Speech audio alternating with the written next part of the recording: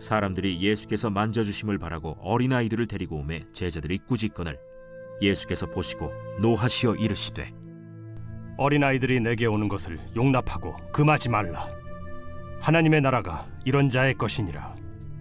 내가 진실로 너희에게 이르노니 누구든지 하나님의 나라를 어린아이와 같이 받들지 않는 자는 결단코 그곳에 들어가지 못하리라 하시고 그 어린아이들을 안고 그들 위에 안수하시고 축복하시니라. 예수께서 길에 나가실새 한 사람이 달려와서 꿇어앉아 묻자오되 선한 선생님이여, 내가 무엇을 하여야 영생을 얻으리이까? 네가 어찌하여 나를 선하다 일컫느냐? 하나님 한 분 외에는 선한 이가 없느니라.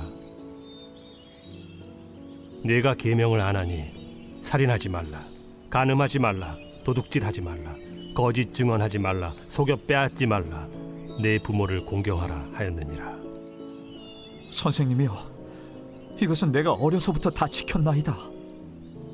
예수께서 그를 보시고 사랑하사 이르시되 네게 아직도 한 가지 부족한 것이 있으니 가서 네게 있는 것을 다 팔아 가난한 자들에게 주라.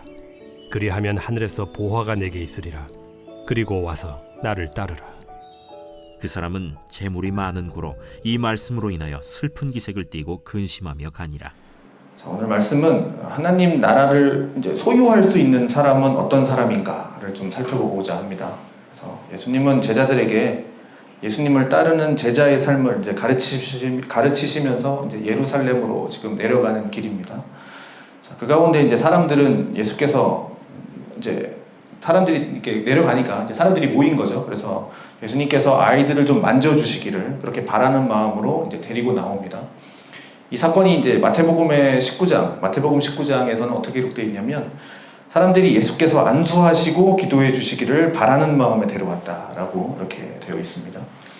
그러니까 부모들은 자신들의 아이를 좀 이렇게 예수님 앞으로 좀 나와서 이렇게 예수님께로 좀 데리고 와서 예수님께서 좀 만져주시면서 좀 축복해 주시고 또 안수하여 주시면서 이렇게 기도해 주시기를 바라는 마음에 이렇게 데리고 나온 것 같아요. 그런데 이에 대한 이제 제자들의 반응이 어땠냐면 꾸짖었다라고 지금 되어 있습니다. 지금 어린아이를 데리고 나온 사람이 예를 들어 좀 한두 사람이면 예수님께서 뭐 안주해 주시고 뭐 지나가겠지만 아마 근데 이 계속적으로 사람들이 좀 아이들을 많이 데리고 나온 것 같아요. 그래서 당시에는 이 랍비나 또는 이제 존경받는 스승에게 이제 좀 축복을 좀 받으려고 어린아이들을 데리고 나오는 것이 하나의 관습과도 같습니다. 그래서 예수님에게 많은 사람들이 지금 아이들을 데리고 나온 것은 어쩌면 당연한 것처럼 보입니다. 그러니까 예수라는 좀 유명한 사람한테 좀 이렇게 축복도 받고 싶고 아이를 좀 받고 싶고 그런 거죠. 그럼에도 불구하고 지금 이 제자의 반응은 자꾸 이렇게 아이들이 이렇게 오는 것이 좀 어떻게 보면 좀 귀찮았을 수도 있고 또 아니면 좀 짜증이 난 것 같기도 합니다. 왜냐하면 아마 제자들의 생각에는 그랬을 것 같아요. 예수님이 지금 하셔야 할 일들이 많잖아요. 참으로 많고 또 지금 어린아이들과 시간을 보내는 것보다는 좀 이렇게 어른들도 좀 만나고 어른들이랑 좀 시간 좀 보내고 또 자신들한테 제자들에게 또 말씀도 전하고 또 사람들에게 말씀도 가르치고 또 병도 고치고 하는 일들을 하는 것이 더 의미가 있는 일 아닌가, 뭐 아이들 만나서 무슨 의미가 있나 뭐 이렇게 생각한 것 같습니다. 자, 이러한 생각 속에는 이제 당시 아이들을 대하는 태도가 나타나는 건데요. 당시 사람들을 숫자를 셀 때도 아시다시피 여자와 아이들은 빼놓고 셌지 않습니까? 그래서 제자들도 그러한 시각에서 좀 아이들을 바라본다면 이 아이들이 예수님이 해야 할 많은 일들을 어떻게 보면 방해하는 것처럼 느껴지죠. 필요 없는, 해서 그냥 안 되는, 영양가 없는 뭐 이렇게 생각을 했겠죠. 자, 이렇게 사람들을 꾸짖는 이 제자들의 모습을 보시고 예수님은 뭐라고 그러셨냐면 노하셨다라고 지금 말합니다.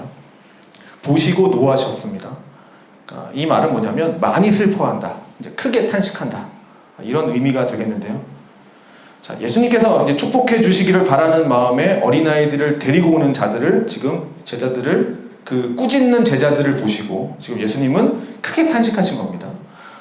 예수님이 왜 이러한 반응을 보였냐? 왜 지금 이 모습을 보고 탄식을 하셨냐?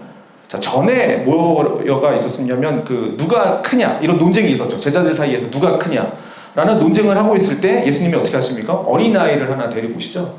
안으시면서 어린아이를 영접하는 것이 중요하다 라는 말씀을 얼마 전에 했습니다. 비록 9장에 이제 얼마 전에도 이 말씀을 제자들은 들었어요. 그런데 이들은 지금 여전히 어린아이들을 무시하고 있는 태도를 보이고 있으니 얼마 전 이 교훈을 주셨는데도 불구하고 지금 그 교훈의 의미를 깨닫지 못하고 있는 이 제자들을 보시면서 예수님이 탄식하신 거죠. 내가 크게 가르쳤는데 또 이러고 있으니까. 그러면서 예수님은 이런 말씀을 하시는 거죠. 어린아이들이 내게 오는 것을 용납하고 금하지 말라. 하나님의 나라가 이런 자의 것이다. 내가 진실로 너희에게 이르노니 누구든지 하나님의 나라를 어린아이와 같이 받들지 않는 자는 결탄코 그곳에 들어가지 못하리라. 이 말씀을 하십니다. 하나님의 나라, 마태는 이 나라를 이제 천국이라고 표현을 했습니다. 자, 즉 천국, 그러니까 하나님의 나라는 바로 이런 자의 것이다. 어린아이의 것이다. 지금 이 얘기를 하시죠. 왜 하나님의 나라는 어린아이의 것인가? 어떤 분들은 뭐 이렇게도 설교해요. 어린아이가 이제 순수하기 때문에 천국은 순수하게 복음을 그렇게 믿는 자들, 사람의 것이다. 라고 말합니다. 그런데 우리가 보는 어린아이들을 보면 그렇게 순수하지 않습니다. 어린아이들 그렇게 순수하지 않습니다. 어린아이들 오히려 굉장히 자기중심적입니다.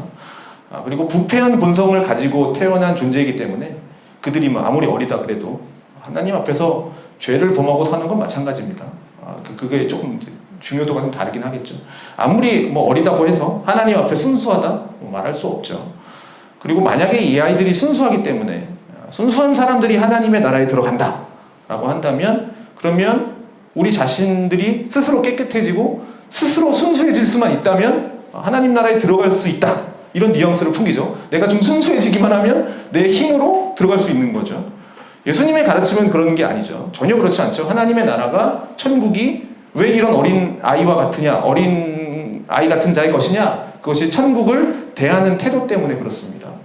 즉 하나님의 나라를 어린아이와 같이 받아들이지 않는 자는 결단코 그곳에 들어가지 못한다 이 말인데 이 어린아이들을 좀 생각해 보면 의존성이죠.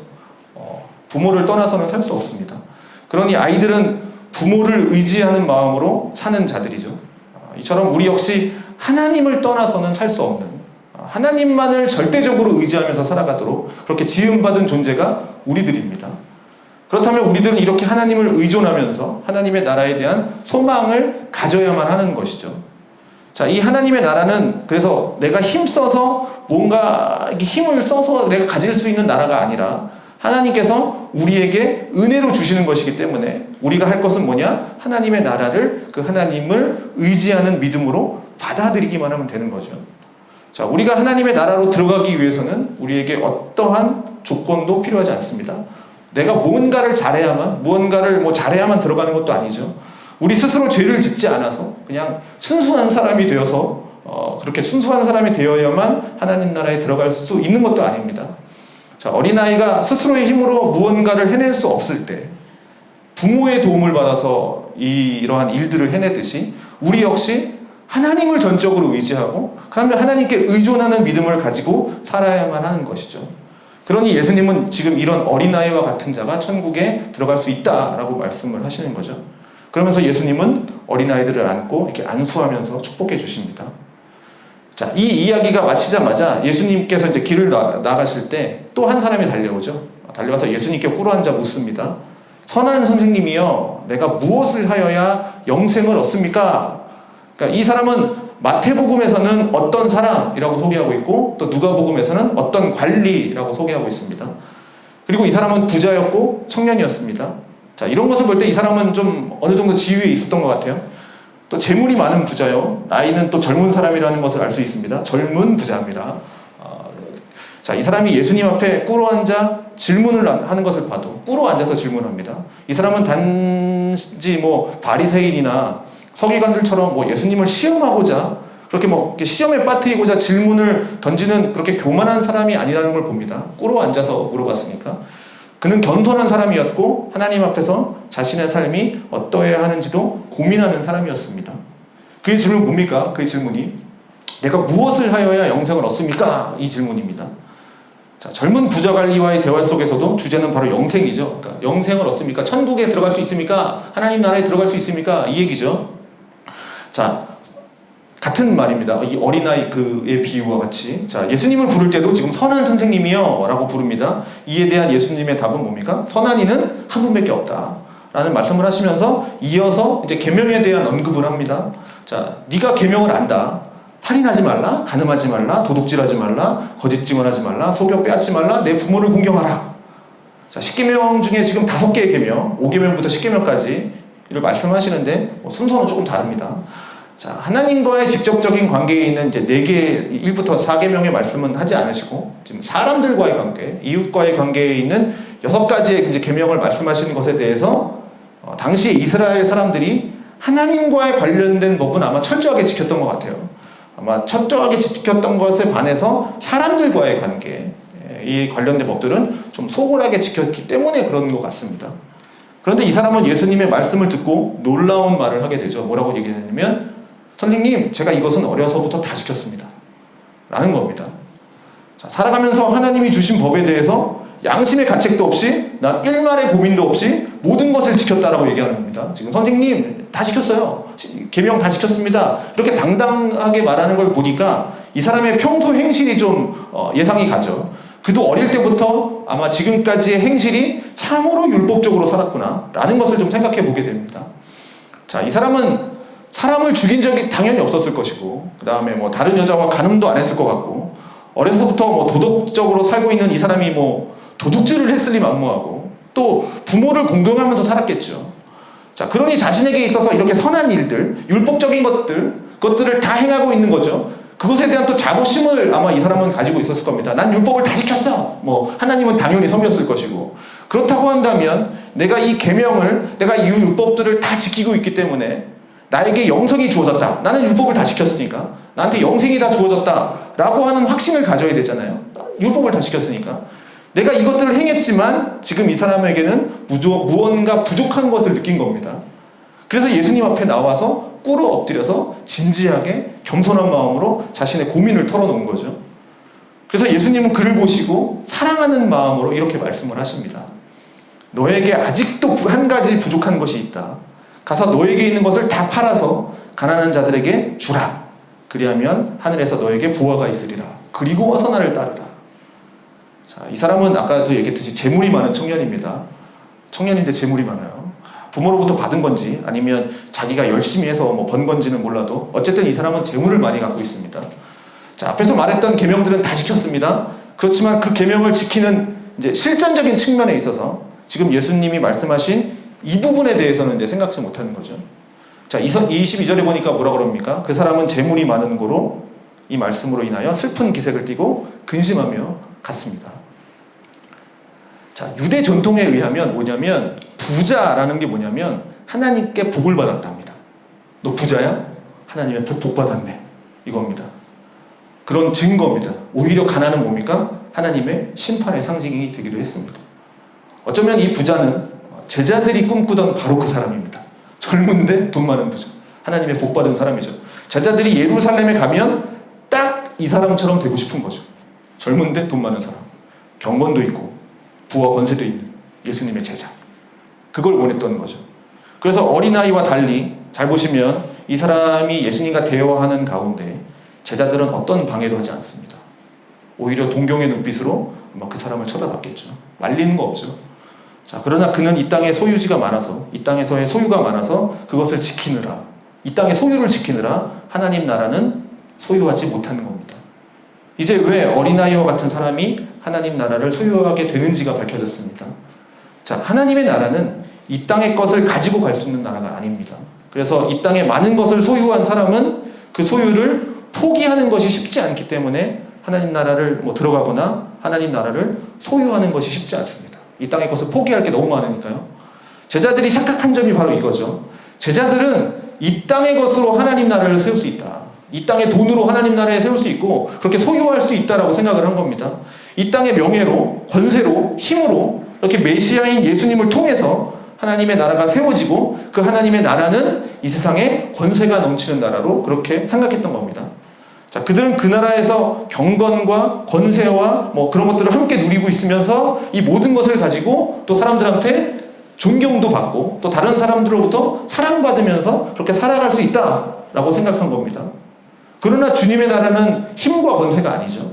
고난과 순종으로 세워지고 그렇게 들어갈 수 있고 그렇게 소유할 수 있다. 그것을 제자들에게 지금 가르치고 계십니다. 자, 우리가 꿈꾸는 성도의 삶은 아마도 오늘 이 제자들이 꿈꾸었던 부자 청년의 삶이 아닐까 생각합니다. 우리가 꿈꾸는 신앙생활. 예수를 믿고 어떻게 돼요? 모든 것들이 잘 풀리고 돈도 벌고 자녀들도 잘 되고 건강하기도 하고 걱정도 없고 또 예수도 잘 믿고 이게 우리가 꿈꾸는 어쩌면 이상적인 우리가 따르고 싶은 그런 성도의 삶인지 모르겠습니다. 그러나 주님은 오늘 이 어린아이와 같은 순전한 믿음으로 뭡니까? 이 땅의 것보다는 하나님의 나라 그 주님의 말씀을 더 소중히 여기는 사람이 진정한 제자다라고 우리에게 말씀하십니다. 자, 이 말씀을 잘못 이해하면 부자는 천국 못 간다. 천국은 가난한 자들만 가는 거다라고 생각하실 수도 있을지 모르겠습니다. 그러나 주님께서 말씀하시는 것은 부자는 이 땅에서의 소유가 너무 많아서 그것을 다 내려놓고 가야 하기에 천국을 가기가 쉽지 않다라는 거예요. 그래서 제자도의 핵심은 뭡니까? 내려놓음이라는 겁니다. 내가 하나님의 나라에 갈 수 있는가? 라는 고민이 되시면 한 가지 한번 테스트해 보십시오. 나의 모든 소유를 팔아서 지금 가난한 자에게 나눠주고 나를 따르라. 이 말씀을 나는 지금 당장 나가서 실천할 수 있겠다. 나의 모든 소유를 팔아서 가난한 자 주고 내가 예수님을 따르겠다. 라는 믿음이 있으시면 여러분들은 부자여도 하나님의 나라에 들어갈 수 있고 하나님의 나라를 소유할 수 있습니다. 그러나 최근 넓은 집으로 이사간 나의 집이 막 생각이 나고 얼마 전에 바꾼 100인치 TV가 생각이 나고 지금은 좀 그런 형편이 안 돼. 그럼 조금 좀 나아지면 내가 주님 그때 한번 실천해 보겠습니다. 마음속에서 또 다른 판단이 들어가기 시작하면 이 땅의 것 때문에 하나님의 나라를 그만큼 소유하지 못하는 겁니다. 자, 그래서 예수님께서 부자의 천국에 들어가는 것이 뭐라고 합니까? 낙타가 바늘귀에 통과하는 것만큼 힘들다라는 이야기를 하십니다. 자, 재물뿐만이 아니고 자녀, 기업, 지식, 학위, 명예, 건강 무엇이라도 이 땅에서 우리가 소유하고 있고 또 누리고 있는 또 자랑하고 싶은 그것을 다 내려놓고 그것을 다른 사람을 위해서 쓰고 나를 따르라 명령하셨을 때 주님 내가 따라가겠습니다. 판단하지 않고 시간을 내가 조절하지 않고 주님의 그 명령 앞에 내가 다 내려놓고 내 모든 소유를 베드로처럼 내려놓고 주님을 따라갈 수 있는 아멘 주님 제가 모든 걸 다 내려놓고 주님 따르겠습니다 라고 하실 수 있으면 천국을 소유한 자라는 것이 붙을 수 있겠죠.